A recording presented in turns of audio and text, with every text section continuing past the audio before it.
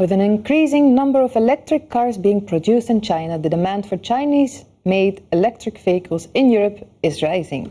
And this is all the more reason for transport companies to pressure the Chinese government into permitting them on the rails. We discuss this today in Rail Freight Live.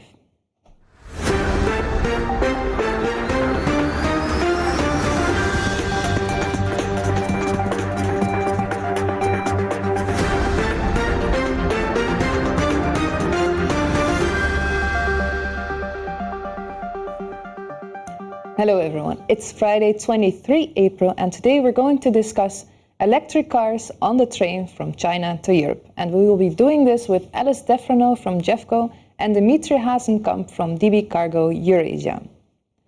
But before we do that, we will have a look at the news, because on Tuesday evening we heard from the UIRR that trailers would once again be allowed on the train in Denmark after a ban that lasted for 3 months. Now on the line with us is Ersek, and he is from the UIRR.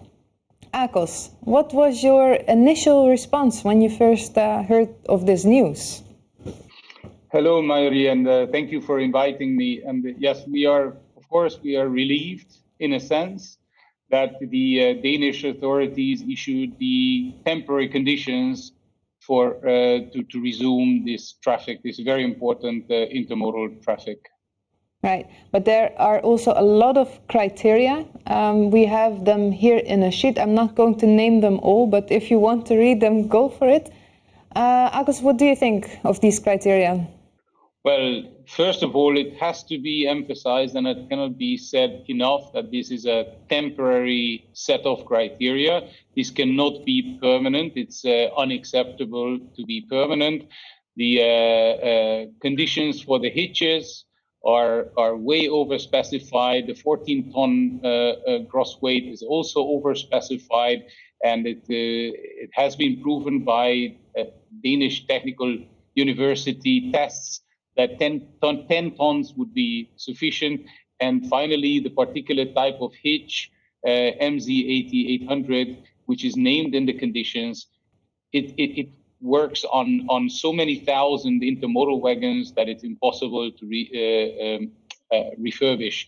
So we can accept this as a set of temporary measures, but I must insist that pocket wagon-based semi-trailer shipping in the whole of Europe is working safely and finely with the existing technologies.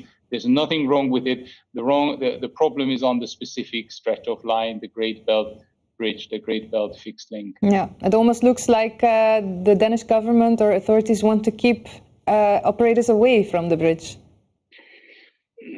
Not so much. I think what they want to keep away from the bridge is any obligation for the bridge to do something about its infrastructure, while it's very clear that as the two similar instances occurred on the very same similar sections of the bridge, whereas there are no problems anywhere else in Europe. So this is a very specific infrastructure problem, and the infrastructure problem needs to be solved on the side of the infrastructure. Yeah. So what is next? What is the next step now? Well, now that this temporary measure closes the JNS urgent procedure, and now the regular procedure continues. The regular procedure allows a little bit more time for the experts to determine the permanent solution to the problem. And we will be very strongly advocating the necessary changes, the windshield and the wind monitoring on the bridge to be installed. And we are ready to argue, let's say, in favor of keeping otherwise the intermodal transport technology unchanged. Okay, I am so sure that we're going to hear about this again, and we will also be talking to you again in this show, because in the end you're coming back to tell us more about an event we're co-organizing. So I'll talk to you in a bit. Yes, talk to you in a bit.